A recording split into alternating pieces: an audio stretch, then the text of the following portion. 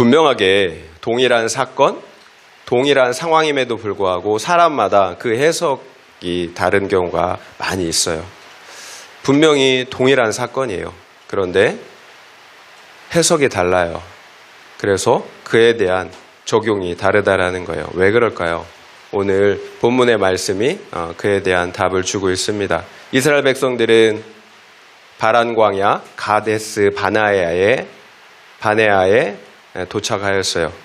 가데스 바네아는 가나안 땅 바로 접경한 광야예요. 그러니까 이스라엘 백성들은 가나안 땅 입구에 도착했다라는 거예요. 그렇다면 하나님께서 약속하신 그 가나안 땅을 그냥 들어가면 되는 겁니다. 그런데 오늘 말씀을 보니까 이스라엘 백성들 사이에서 의견이 나뉘어졌어요. 의견이 나뉘어지는 상황이 되었어요. 앞서 이스라엘 자손들의 그 원망과 불평하는 상황들을 봤을 때 과연 가나안 땅에 들어갈 수 있을까 이런 우려가 되는 게 사실인데요. 그렇다면 왜 이스라엘 백성들이 가나안 땅 바로 앞에서 의견이 나뉘어졌는지, 그리고 그 나뉘어진 의견은 무엇인지 함께 살펴보면서 은혜를 나누면 좋을 것 같습니다. 1절, 2절 말씀 함께 읽도록 하겠습니다. 여호와께서 모세에게 말씀하여 이르시되 사람을 보내어 내가 이스라엘 자손에게 주는 가나안 땅을 정탐하게 하되 그들의 조상의 가문 각 지파 중에서 지간된 자 한 사람씩 보내라. 여호와께서 모세에게 말씀하십니다. 가나안 땅을 정탐하기 위한 정탐꾼을 보내라는 거예요. 12지파 중에서 한 사람씩, 지휘관된 자 한 사람씩, 총 12명의 정탐꾼을 보내라고 말씀하십니다. 그런데 오늘 본문에서는 하나님께서 이스라엘 백성들을 보내는 것으로, 정탐꾼을 보내는 것으로 되어 있는데요. 동일한 사건을 다루고 있는 신명기에서는 다르게 말씀하고 있어요. 그래서 신명기 말씀을 좀 읽어보면 좋겠다라는 생각이 들어요. 신명기 1장 21절부터 23절인데요. 함께 보면 좋을 것 같아요. 21절, 23절이에요. 너희의 하나님 여호와께서 이 땅을 너희 앞에 두셨은즉 너희 조상의 하나님 여호와께서 너희에게 이르신 대로 올라가서 차지하라. 두려워하지 말라. 주저하지 말라 한즉 너희가 다 내 앞으로 나와 말하기를 우리가 사람을 우리보다 먼저 보내어 우리를 위하여 그 땅을 정탐하고 어느 길로 올라가야 할 것과 어느 성읍으로 올라가야 할 것을 우리에게 알리게 하자 하기에 내가 그 말을 좋게 여겨 너희 중 각 지파에서 한 사람씩 12를 택하매. 모세는 이스라엘 자손들에게 앞서 너희는 올라가 가나안 땅을 차지하라고 명령하였다라는 거예요. 그러나 이스라엘 백성들은 가나안 땅을 올라가서 차지하는 대신에 모세를 찾아와서 먼저 정탐꾼을 보내게 해달라고 요청했다라는 거예요. 그렇다면 애초에 정탐꾼을 보내는 것은 하나님의 계획이 아니었다라는 사실을 알 수가 있어요. 이스라엘 백성이 먼저 정탐꾼을 보낼 수 있게 해달라고 하나님께 요청하였고 하나님께서 그 요청을 허락하셨다라는 사실을 알 수가 있다는 것입니다. 가나안 땅 정탐이 반드시 필요한 절차는 아니었다라는 거예요. 이스라엘 백성들은 그저 올라가서 가나안 땅을 그저 믿음으로 취하면 되었다라는 거예요. 결국 하나님께서 정탐꾼을 보내라고 명령하실 수밖에 없었던 것은 이스라엘 백성들의 요구를 들어주신 것에 지나지 않았다라는 거예요. 백성들이 직접 눈으로 봐야 한다고 하니까 하나님께서 허락하신 것입니다. 그렇다면 그 정탐의 결과는 어땠을까요? 25절부터 29절 말씀을 읽겠습니다. 40일 동안 땅을 정탐하기를 마치고 돌아와 바란 광야 가데스에 이르러 모세와 아론과 이스라엘 자손의 온 회중에게 나와 그들에게 보고하고 그 땅의 과일을 보이고 모세에게 말하여 이르되 당신이 우리를 보낸 땅에 간즉 과연 그 땅에 젖과 꿀이 흐르는데 이것은 그 땅의 과일이니이다. 그러나 그 땅 거주민은 강하고 성읍은 견고하고 심이 클 뿐 아니라 거기서 아낙 자손을 보았으며 아말렉인은 남방 땅에 거주하고 헤딘과 여부스인과 아모리인은 산지에 거주하고 가나안인은 해변과 유단가에 거주하더이다. 12명의 정탐꾼들은 40일 동안 약속의 땅을 정탐하고 돌아왔어요. 그리고 모세와 이스라엘 회중들에게 그 결과를 보고하고 있습니다. 무엇보다 약속의 땅 가나안은 하나님께서 말씀하신 것처럼 적과 꿀이 흐르는 땅이 맞았어요. 그 증거로 과일을 가져왔습니다. 포도송이가, 그들이 가져온 포도송이가 얼마나 큰지 장정 2명이서 메고 올 정도였어요. 젖과 꿀이 흐른다라는 말의 의미는 유목을 통해서 얻게 되는 젖과 그리고 포도와 같은 과일을 통해서 얻게 되는 그 과일 주스가 흐르는 것처럼 풍부하다라는 의미예요. 한마디로 모든 것이 풍부해서 살기 좋은 땅이라는 의미입니다. 그들이 가서 보니까 맞아요. 젖과 꿀이 흐르는 땅이라는 거예요. 그런데 문제가 있어요. 가나안은 과연 젖과 꿀이 흐르는 땅이 맞지만 문제는 그 땅 주민이 강하다라는 거예요. 그리고 심히 그 성읍이 크다라는 것입니다. 심지어 그곳에는 안악자손, 거인족이 살고 있어요. 그리고 남방 땅에는 이미 많은 이민족들이 살고 있었다라는 거예요. 무슨 의미예요? 하나님께서 주시기로 한 그 약속의 땅 가나안은 텅 빈 장소가 아니라는 거예요. 그냥 들어가서 잘 살면, 농사짓고 살면 되는 그런 땅이 아니라는 거예요. 그 땅에 살고 있는 거주민들과 싸워서 이겨서 취해야 한다라는 거예요. 여러분 몰랐죠? 문제는 그 땅에 살고 있는 사람들과 성읍들이 너무나 강력하다라는 거예요. 이것이 정탐꾼들이 그 땅을 정탐하고 돌아와서 했던 보고의 내용이었어요. 분명 그 땅은 젖과 꿀이 흐르는 땅이 맞아요. 그러나 그 땅에는 이미 너무 강한 사람들이 살고 있었다는 것입니다. 이것이 현실이에요. 현실. 그렇다면 어떻게 해야 할까요? 그 땅에 올라갔던 정탐꾼들이 두 가지로 의견이 나뉘었어요. 두 가지 해석과 의견으로 나누었다라는 거예요. 첫 번째 해석을 살펴볼게요. 30절 읽겠습니다. 30절입니다. 갈렙이 모세 앞에서 백성을 조용하게 하고 이르되 우리가 곧 올라가서 그 땅을 취하자 능히 이기리라 하나. 먼저 갈렙이 말합니다. 우리가 곧 올라가서 그 땅을 취하자 능히 이기리라. 비록 그 땅의 사람들이 강하고 성읍이 견고하고 높을지라도 아무런 상관이 없다라는 거예요. 우리가 곧바로 올라가서 그 땅을 취하자 능히 이길 것이라고 확신하고 있습니다. 이것이 소수의 의견이에요. 갈렙과 여호수아. 비록 그 땅의 거주민들이 강하고 성읍이 견고할지라도 싸워서 이길 수 있다라고 주장을 하고 있습니다. 그러나 정탐꾼들 중에 대다수의 사람들은 이와는 전혀 상반되는 주장을 하고 있다라는 거예요. 31절이에요. 읽어보겠습니다. 그와 함께 올라갔던 사람들은 이르되 우리는 능히 올라가서 그 백성을 치지 못하리라. 그들은 우리보다 강하니라 하고. 우리는 능히 올라가서 그 백성을 치지 못하리라. 그들은 우리보다 강하다. 갈렙과는 정반대의 주장이죠. 우리는 가나안 땅에 살고 있는 그 백성들과 싸워서 승리할 수가 없다라는 거예요. 그 이유는 그들이 강하다라는 거예요.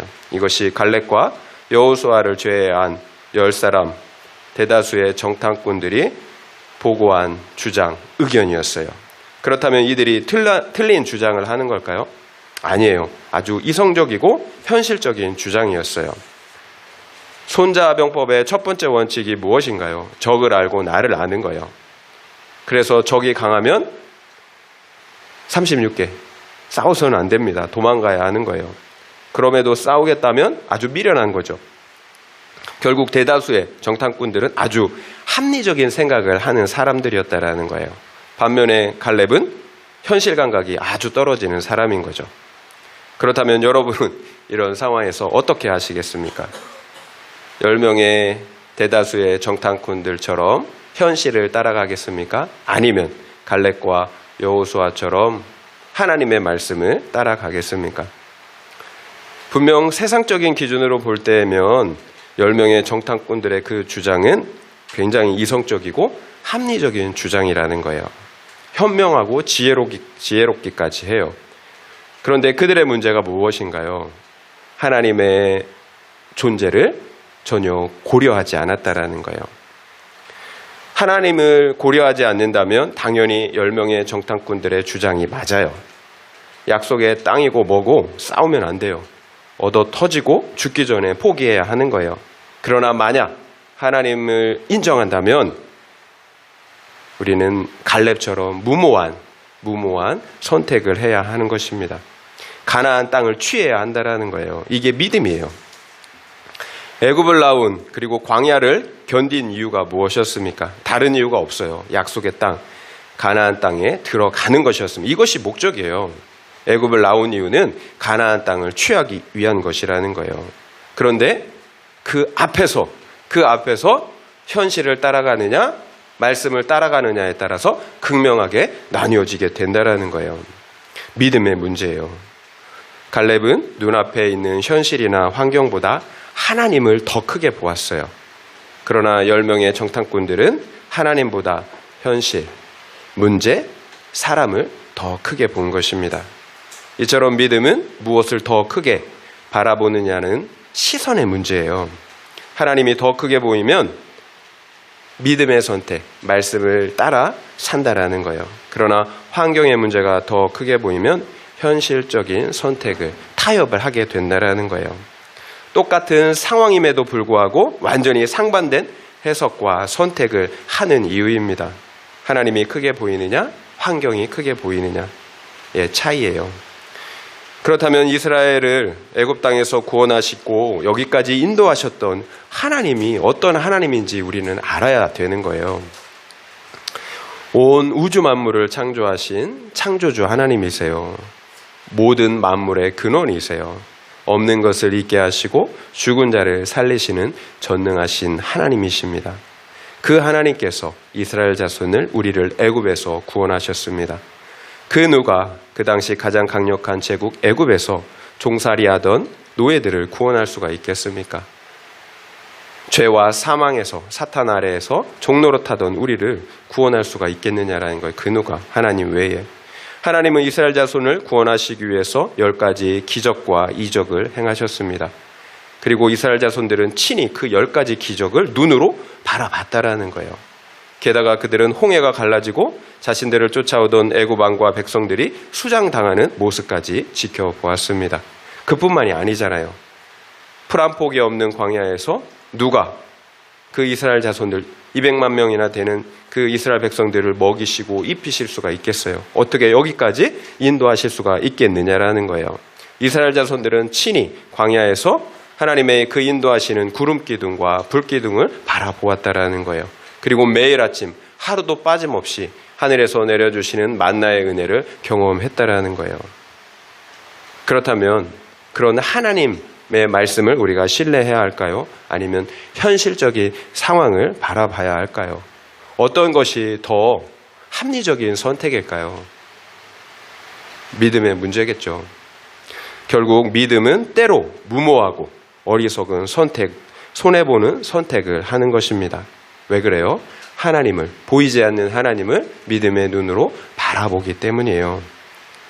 우리가 한 가지 분명히 해야 할 것이 있습니다. 바로 믿음의 방향이에요. 우리는 흔히 믿음을 내가 원하고 바라는 대로 이루어지는 것으로 생각을 한다라는 거예요. 그래서 무턱대고 믿습니다. 그런데 아니라는 거예요. 계속 말씀드리지만 믿음은 하나님의 언약의 말씀대로 이루어질 것을 믿는 거예요. 말씀대로 이루어질 것을 믿는 거예요. 내가 원하는 대로 이루어진다라고 믿는 것이 믿음이 아니라는 거예요. 언약의 말씀대로 이루어질 것을 믿는 것이 믿음이에요. 하나님의 언약의 말씀은 무엇입니까? 원수 대적, 가나안 족속을 이기게 하시고 가나안 땅을 취하게 해 주시겠다라는 거예요. 가나안 족속은 우리 마음, 가나안 땅에 살고 있는 죄와 악을 의미합니다.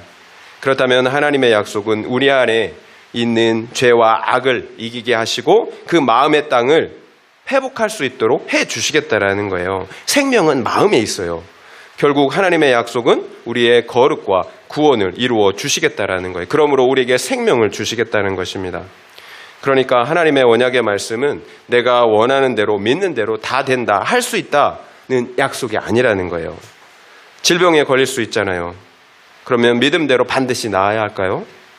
내가 원하는 직장이 있잖아요. 그럼 반드시 그 직장에 취업을 해야 될까요? 믿음은 이처럼 내 소원대로 내 뜻대로 된다라는 것이 아니에요. 오히려 내 안에 있는 탐심의 죄, 교만의 죄를 해결해 주시겠다라는 거예요. 그러므로 우리의 거룩과 구원을 하나님께서 이루어 주시겠다라는 약속입니다. 이것이 영생이에요. 이것이 생명이에요. 그리고 이것이 하나님께서 우리에게 약속하신 언약의 말씀의 내용이에요. 죄를 멸하고 우리 마음의 통치권을 회복하는 것입니다. 그러므로 하나님의 그 말씀을 믿고 순종하는 삶이 우리 안에 이루어지는 거예요. 이것이 하나님의 나라잖아요. 우리가 생명을 얻고요, 하나님의 나라가 회복되어지는 거예요. 이것이 하나님이 우리에게 약속하신 언약의 축복이에요. 결코 이 땅에서 잘 먹고 잘 사는 것이 아닙니다. 만약 우리가 그렇게 믿고 있다면 여전히 속고 있는 거예요. 이것이 이스라엘 자손들의 문제였어요. 이렇게 생각했다라는 거예요. 이스라엘 자손이 고생하며 드디어 가나안 땅 앞에 섰습니다. 그런데 지금 이스라엘 자손에게 믿음이 없다라는 사실이 드러난 거예요. 천국은 오직 믿음으로만 들어가는데 그 믿음이 없다라는 사실이 천국문 앞에서 드러났다라는 거예요. 이보다 더 억울한 일이 어디 있겠습니까? 이스라엘 자손은 광야에서 고기가 없다고, 물이 없다라고 불평하고 원망하고 살았습니다. 그들의 관심사는 오직 먹고 마시는 것이었다라는 거예요. 그런데 바로 천국문 앞에서 믿음이 없어서 천국에 들어가지 못하는 상황이 되고 말았다라는 거예요. 결국 그들은 광야에서 고기가 없다고, 마실 물이 없다고 원망하고 근심할 것이 아니었어요. 오히려 천국에 들어갈 믿음이 없다라는 사실을 깨닫고 근심해야 했다라는 거예요. 그러니까 고기와 물을 구할 것이 아니라 믿음을 구했어야 했다라는 거예요. 그렇다면 이스라엘 자손들의 문제는 가치관의 문제였던 거예요. 인생의 목적은 우리의 거룩과 구원임에도 불구하고 기복의 가치관, 행복의 가치관, 성공의 가치관으로 살았던 것입니다. 그러면 하나님의 말씀이 들리지 않아요. 하나님의 말씀을 믿고 순종할 수가 없다라는 거예요. 들리긴 들려요. 기복적으로 들리죠. 선택적으로 들린다라는 거예요. 하나님은 그렇게 말씀하지 않으셨는데 우리가 선택적으로 말씀을 듣는다라는 거예요. 여러분, 소탐대실 아시죠? 소탐대실. 이스라엘 자손은 당장 눈앞에 있는 행복을 구하다가 결국 영원한 행복, 생명을 잃게 된 것입니다. 이 땅의 삶은 정말 짧아요. 정말 짧아요. 다만 영원한 천국, 가나안 땅을 향해 가는 과정일 뿐이에요. 그렇다면 우리는 이 짧은 삶을 무엇을 위해 살아야 하는지 냉정하게 생각해야 한다는 거예요. 다른 사람보다 물질이 없는 것이, 건강이 없는 것이, 다복한 가정이 아닌 것이 문제가 아니라는 거예요. 진짜 문제는 우리에게 천국에 들어갈 믿음이 없다라는 것입니다. 하나님께서 왜 이스라엘 자손들의 역사를, 이 찌질한 역사를 계속해서 기록해 놓으셨겠습니까? 이스라엘 자손을 통해서 교훈을 받으라는 거예요. 지혜로운 삶을 선택하라는 것이죠. 그렇다면 어떻게 지혜로운 선택, 믿음의 선택을 할 수가 있겠습니까? 갈렙은 구속사의 가치관을 가지고 있었습니다. 그러나 나머지 정탐꾼들은 말씀드린 것처럼 세속의 가치관, 기복의 가치관을 가지고 있었다라는 거예요. 이것이 갈렙이 믿음의 선택을 한 이유였고요. 그리고 나머지 정탐꾼들은 불신의 선택을 한 이유였습니다. 가치관의 차이예요. 우리의 가치관이 우리의 믿음의 차이를 만들어낸다는 것입니다. 우리가 동일한 사건, 상황에 대해서 왜 다른 선택을 하겠습니까? 가치관이 다르기 때문이에요. 그렇다면 우리의 가치관, 세계관이 바뀌어야 하는 거예요. 쉽게 안 바뀌어요. 우리 그렇게 안 바뀌잖아요, 쉽게. 어떻게 바꿀 수가 있을까요? 하나님께서 광야에서 매일 만나의 말씀을 내려주셨다라는 사실을 우리가 잊지 말아야 합니다. 결국 매일의 은혜, 만나의 은혜에 집중해야 하는 거예요. 여러분, 가치관의 싸움이잖아요. 결국 어떤 소리가, 어떤 메시지가 내 안에 들어오느냐가 결국 내 가치관을 정하는 거예요. 큐티, 말씀을 읽고 묵상하고 또 기도하는 것입니다. 그 말씀이 이루어지도록. 그래서 말씀이 우리 마음에 있게 하는 것이에요. 세속의 가치관이 구속사의 가치관으로 변해야 한다라는 거예요. 말씀을 읽고 묵상하는 것 외에, 그래서 그 말씀이 믿어지는 것 외에, 그래서 더 나아가 사라지는 것 외에 다른 방법이 없다라는 거예요. 그런데 그게 쉽게 되지 않아요. 그래서 하나님께서 우리를 말씀의 공동체로 불러주신 것입니다. 혼자는 어려워요. 그래서 함께 그 거룩과 구원을 이뤄갈 수 있도록 우리를 말씀의 공동체로 함께 말씀을 묵상하고 나누는 공동체로 불러주신 것입니다. 그래서 함께, 혼자는 어려우니 함께 거룩과 구원을 이루어 가라는 것입니다. 우리가 반드시 공동체와 함께 말씀을 묵상해야 하는 현실적인 두 가지 이유가 있어요. 첫 번째는 말씀 묵상을 우리가 지속적으로 할 수가 있기 때문이에요. 혼자 하면 여러 가지 이유와 핑계를 대면서 안 해요. 함께 하면 그럴 수가 없잖아요. 우리가 주일마다 어떤 가정들은 큐티 나눔을 하는데요. 그 나눔 날짜가 찾아오면 안 하던 분도 하게 된다라는 거예요. 한 번이라도 나눠야 하니까. 그래서 함께 묵상하고 나누는 것이 정말로 유익해요. 여러분, 안 좋은 구속도 있지만 좋은 구속도 있어요. 여러분, 때로는 내 육체가 얼마나 게으르고 나편한 거 좋아하는지 몰라요. 때로는 그래서 거룩한 것에, 좋은 것에 나를 구속할 필요가 있다라는 거예요. 될 것 같아도 안 돼요. 아이들한테 핸드폰 줘보세요. 좋게 쓴다고 하지만 결국 나중에는 게임만 하잖아요. 안 돼요. 우리도 마찬가지예요. 때로는 구속을 해야 되는 거예요. 그리고 공동체에서 함께 말씀을 묵상하고 나눌 때 얻는 유익은, 두 번째는 말씀 묵상의 방향을 점검할 수가 있다는 거예요. 일반적으로 사람들은 다 나 중심적이에요. 기복적이라는 거죠. 그래서 말씀 묵상 역시 나 중심적으로, 기복적으로, 선별적으로 묵상한다라는 거예요. 그래서 말씀을 그렇게 오랫동안 묵상했음에도 불구하고 변하지 않는 거예요. 공동체가 그 점을 바로 잡아줄 수 있다라는 거예요. 내가 말씀을 올바르게 묵상하는지, 기복의 관점으로 하는지 이렇게 점검해 준다라는 거예요. 그래서 점점 나의 가치관이, 세속의 가치관이 구속사의 가치관으로 바뀔 수 있도록 도와준다라는 거예요. 제가 여러 차례 말씀드렸지만 신앙은 속도보다 방향입니다. 반드시 점검이 필요해요. 내 기준을 내려놓고 말씀의 기준, 구속사의 기준을 가져야 한다라는 거예요. 그래서 말씀의 공동체 안에서 함께 거룩과 구원을 이뤄가야 한다라는 것입니다. 결국 우리는 앞서서 왜 이스라엘 백성들이 가나안 땅을 정탐하고자 했는지 그 이유를 알 수가 있습니다. 정탐을 하려고 했던 이유는 하나님의 말씀을 더 잘 순종하려고 했던 것이 아니라는 거예요. 애시당초에 상황이 좋으면 순종을 하고, 그렇지 않으면, 그래서 내게 불리하면 순종하지 않으려고 했다라는 거예요. 이것이 믿음인가요? 상황에 따라서 그건 누구나 다 할 수 있는 거잖아요. 결국 이스라엘 자손은 애초에 믿음이 없었던 것입니다. 믿음이 있었다면 그냥 올라가면 되는 거예요. 가나안 땅을 취하면 되는 거예요. 그러니까 너무 정탐 좋아하지 마시라는 거예요. 이것저것 알아보는 것 너무 열심내지 말라는 거예요. 어떻게 보면 믿음이 없다라는 증거일 수가 있어요. 여러분, 이것저것 알아보면 순종이 더 어려워요. 이 사람 저 사람의 목소리를 들으면 순종이 더 어려워요. 정보가 많은 것이 절대 좋은 것이 아닐 수 있다라는 거예요. 정보 필요하죠. 그런데 투머치, 세상의 방법을 따라가게 되어 있어요. 믿음이 없다라는 증거예요. 그렇다면 우리는 정탐 대신 무엇을 해야 합니까? 단순하게 매일매일 말씀을 따라가야 합니다.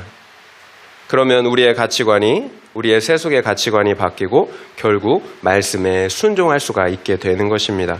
이것이 천국에 들어가는 믿음이에요. 적용 질문 드리겠습니다.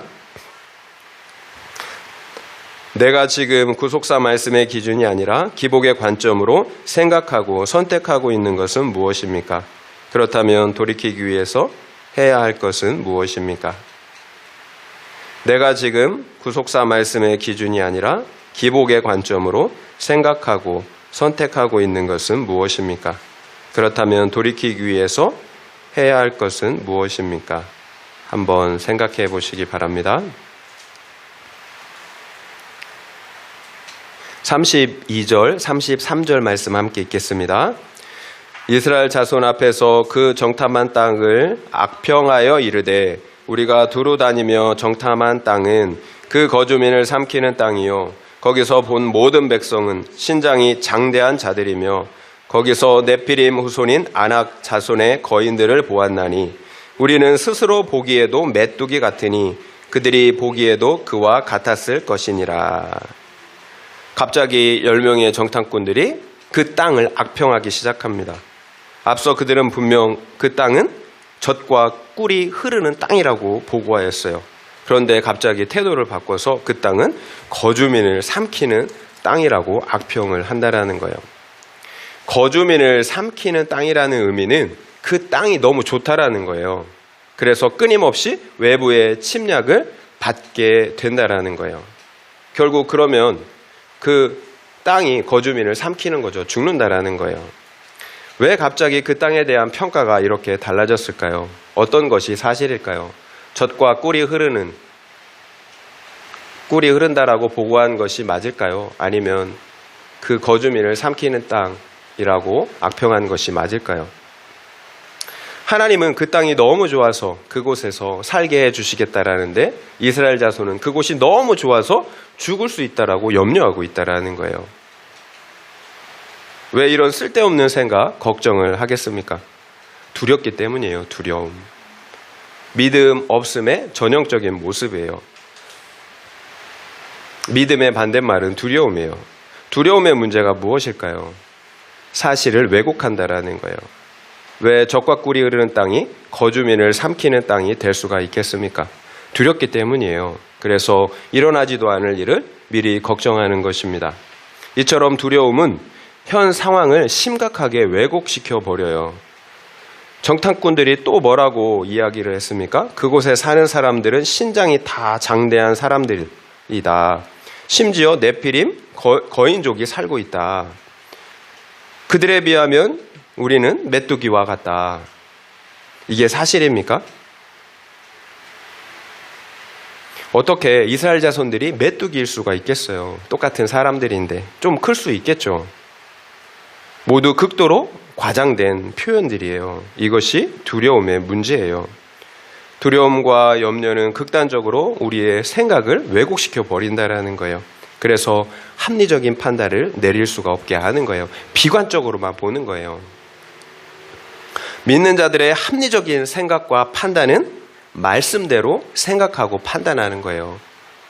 믿는 자들의 합리성은 말씀대로 생각하고 판단하는 거예요. 세상의 기준이 아니라는 거예요. 믿는 자들의 합리성. 여러분, 오늘날에 정말로 많은 사람들이 우울증이나 공황장애로 고통당하는 것을 우리가 함께 보고 있잖아요. 왜 그럴까요? 똑같아요. 이스라엘 백성처럼 두려움 때문이에요. 불안 때문. 믿음이 없는 거죠. 그래서 이 세상은 환경이 거인으로 보이는 거예요. 그리고 나는 아주 작은 메뚜기로 보이기 때문입니다. 그래서 일어나지도 않을 일을 마치 일어난 것처럼 미리 걱정하고 두려워하는 것입니다. 또 그래서 현 상황을 과도하게 과장하는 거예요. 그러면 부딪혀보지도 않고 싸워보지도 않고 그냥 스스로 죽는 거예요. 암이 걸린 사람은 그렇게 살아보려고 의지를 불태우는데 멀쩡한 사람, 환경 그렇게 좋은 사람은 우울증이 걸리면 그냥 죽어요. 이스라엘 자손은 하나님의 언약의 말씀을 믿고 그냥 그 땅을 취하기만 하면 되었다라는 거예요. 그런데 그만 두려움에 쌓여 재풀에 죽는 상황이 된 거예요. 나를 바라보니까 하나님을 바라보지 못하고. 이 얼마나 억울한 일입니까? 이것이 사탄의 전략이에요. 최대의 무기. 속이는 거예요. 그래서 두려움을 갖게 하는 것입니다. 두려움은 실체가 없어요. 그냥 속는 거예요. 예수 그리스도께서 십자가에서 사탄의 권세인 죄와 사망을 멸하시고 이기셨다라는 사실을 우리는 항상 기억해야 합니다. 여러분, 이 땅에서 최악의 상황은 죽는 거예요. 죽으면 천국이 기다리고 있잖아요. 우리의 구원을 완성하는 날이에요. 여러분, 생각을 바꾸세요. 죽음은 끝이 아니에요. 우리의 구원이 완성되는 날이에요. 영원한 천국에 입성하는 날이라는 거예요. 여러분, 우리가 왜 죽습니까? 왜 죽겠다고 난리를 치십니까? 돈이 없다고, 건강이 좋지 않다고, 사업이 위태위태하다고, 사람들이 나를 사랑해주지 않고 인정해주지 않는다고 죽겠다라는 것 아닙니까? 혹시 여러분 그래서 지금 내 인생이 다 끝난 것처럼 혹여나 그렇게 절망하고 낭망하고 죽어가고 있지는 않습니까? 여러분 상황을 보지 마세요. 사람을 보지도 마시고요. 여러분 자신도 바라보면 안 돼요. 전능하신 하나님을 바라보세요. 우리 주님을 신뢰해야 합니다. 여러분 우리가 정말로 걱정해야 할 것은 환경도 상황도 아니에요. 우리가 믿음이 없다라는 거예요. 천국 갈 믿음이 없다라는 것, 이것을 우리가 걱정해야 합니다. 여러분 예수님 외에 무리를 걸은 사람이 누가 있나요? 성경에 보면 베드로죠. 베드로. 예수님 외에 무리를 걸은 사람은 베드로가 유일합니다. 그 이전에도 없었고요. 그리고 그 이후에도 없었어요. 베드로가 유일합니다. 혹시 여러분 성경 찾아보시고 이렇게 있다라고 저한테 얘기해 줄 수도 있을 것 같은데 찾으시면 말씀해 주세요. 한밤중에 예수님께서 풍랑으로 인해서 고난을 당하고 있는 제자들에게 바다 위를 걸어오셨습니다. 처음에 제자들은 물 위를 걸어오시는 예수님이 유령인 줄 알고 무서워서 소리를 질렀어요. 그러나 얼마 지나지 않아서 그 정체는 유령이 아니라 예수님이시라는 사실을 알 수가 있었습니다. 곧 이어서 말씀드린 것처럼 놀라운 일이 벌어집니다. 12명의 제자들 중에서 유일하게 베드로가 만일 주님이시거든 나를 명하사 물 위를 걸어오게 하라고 예수님께 요청한 것입니다. 그러자 예수님께서 곧 오라고 말씀하세요. 그러자 베드로는 곧바로 배 위에서 내려 물 위를 걸어 예수님께 걸어갔습니다. 사람이 물 위를 걷는 것이 가능한 일인가요? 이것이 믿음이에요. 온전한 믿음은 우리로 하여금 물 위를 걷게 하십니다. 상황과 환경을 뛰어넘는다라는 거예요. 이처럼 베드로의 믿음은 실로 엄청난 믿음이었습니다. 그러나 그 믿음은 얼마 가지 못했어요. 얼마 지나지 않아 베드로는 주여 나를 구원하소서, 주여 나를 구원하소서 이처럼 소리를 지르면서 물속으로 빠져갔다라는 거예요. 그러자 주님께서 즉시 손을 내밀어 구원해 주셨습니다. 그리고 믿음이 작은 자여 왜 의심하였느냐라고 이렇게 작게 책망하셨습니다. 결국 모든 것이 믿음의 문제였다라는 거예요. 베드로가 물 위를 걸은 것도 믿음이 있었기 때문이고요. 그리고 반대로 물속에 빠져 들어간 것도 믿음이 없었기 때문이에요. 믿음이 있고 없고의 문제였다라는 거예요. 그렇다면 베드로는 왜 믿음이 있다가 사라졌을까요? 마태복음 14장 30절을 보면요. 바람을 보고 무서워 빠져가는지라 라고 되어 있습니다. 베드로가 처음에 바다에 뛰어들었을 때는 모든 시선을 예수님께만 고정하고 있었습니다. 그래서 믿음을 가지고 바다 위를 걸어갈 수가 있었던 거예요. 그러나 베드로는 얼마 지나지 않자 삼킬 듯이 휘몰아치는 바람을 바라보았던 거예요. 결국 우리의 믿음은 무엇을 바라보느냐에 달려있다라는 거예요. 주님을 바라보면 어떤 상황에서도 폭풍 가운데에서도 물 위를 걸어갈 수가 있어요. 그러나 이 세상의 환경과 상황을 바라보면 곧바로 믿음을 잃어버리게 된다라는 거예요. 그래서 바닷 가운데로 빠져든다라는 거예요. 결국 내가 지금 가지고 있는 믿음은 내가 지금까지 무엇을 바라봤느냐에 대한 내 삶의 결론이에요. 여러분은 지금 주님의 말씀을 계속해서 바라보고 묵상하고 계십니까? 아니면 환경만, 문제만 묵상하고 있습니까? 말씀을 바라보고 있다면 상황과 환경이 아무런 문제가 되지 않습니다. 베드로처럼 물 위를 걸어갈 수가 있어요. 그러나 이 세상의 환경을 바라보기 시작하면 환경이 좋을 때는 안전한 것 같지만 환경이 나빠지면 물에 빠져 죽을 것 같은 두려움과 염려에 빠져들게 된다라는 거예요. 주님이 보이지 않기 때문이에요. 휘몰아치는 바람, 현실만 보이기 때문입니다. 여러분 혹시 베드로처럼 무서워 빠져들고 있지는 않습니까? 내 삶의 결론이에요. 내가 주님의 말씀이 아니라 이 세상의 기복과 행복을 추구했기 때문이에요. 이스라엘 백성과 같다라는 거예요. 그러나 지금이라도 괜찮아요. 주님께서 우리에게 왜 성경 말씀을 남겨주셨겠습니까? 베드로처럼 하면 됩니다. 여러분의 시선을 회복하여서 주여 나를 구원하소서라고 부르짖으면 되는 거예요. 주여 나를 구원하소서. 그래야만 우리 주님께서 곧바로 손 내밀어 구원해 주십니다.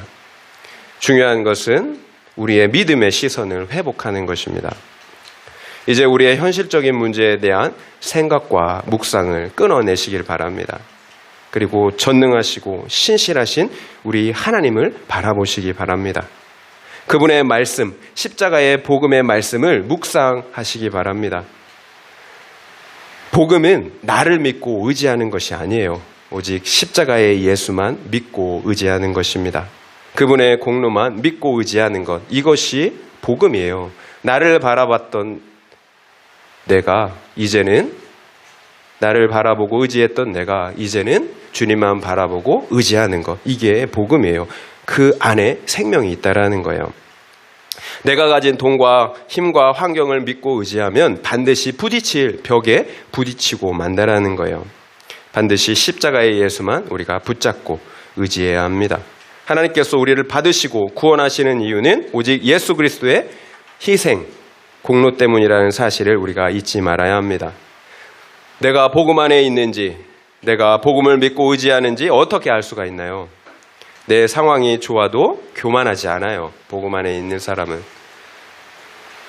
내 상황이 나빠도, 반대로 나빠도 낭망하지 않아요. 복음 안에 있기 때문에. 나의 환경이 나를 구원해 줄 수 없다라는 사실을 알기 때문이에요. 오직 예수 그리스도를 믿는 믿음만이 나를 구원해 줄 수 있다라는 그 사실을 알기 때문이에요. 여러분, 단지 믿으면 돼요. 그런데 믿는 게 이렇게 어려울까요? 믿으면 되는데 믿는 게 왜 그렇게 어려울까요? 여러분, 믿으면 돼요. 십자가의 예수, 나의 모든 죄를 도말하신 그 십자가의 예수, 그 희생을 믿으면 되거든요. 왜 그렇게 어려울까요? 우리의 가치관이 변하지 않기 때문이에요. 여러분, 우리의 가치관의 문제는 죄의 문제와 연결이 되어 있어요. 탐심의 죄, 교만의 죄, 가치관과 연결이 되어 있어요. 탐심의 죄, 교만의 죄가 해결되지 않았기 때문에 우리의 가치관 역시 변하지 않는 것입니다. 적용 질문 드리겠습니다. 나는 지금 복음 안에 있습니까? 그래서 어떤 상황에서도 구원의 기쁨, 평안을 누리십니까?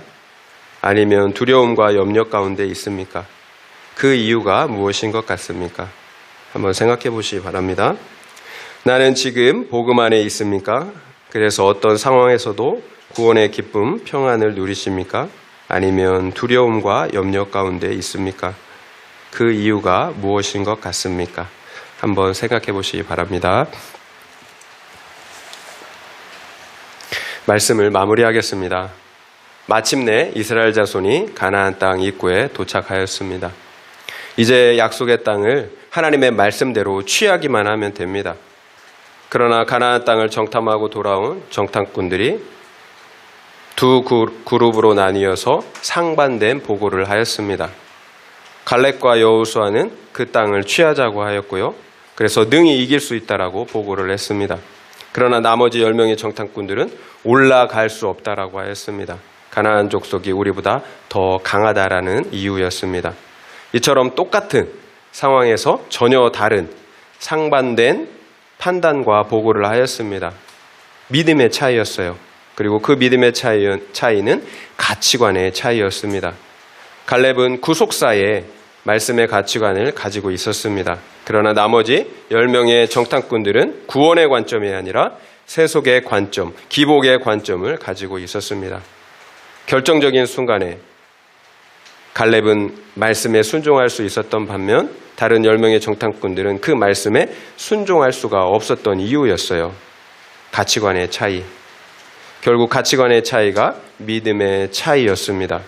말씀드린 것처럼 신앙의 열심보다 방향이 중요한 이유였습니다.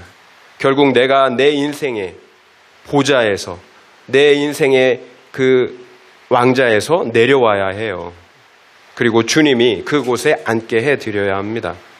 여러분, 말로 믿는다고 해서는 안 돼요. 구체적으로 주님이 내 마음의 보좌 위에 앉아 계셔서 말씀으로 나를 다스리시고 통치하셔야 된다라는 거예요. 말씀을 듣기만 하는 자가 아니라 순종하는 자가 돼야 합니다. 이것이 하나님께서 원하시는 믿음, 그리고 성경에서 말씀하시는 천국에 들어가는 믿음입니다. 이런 믿음을 가지시는 우리 모두가 되기를 예수님의 이름으로 축원드립니다.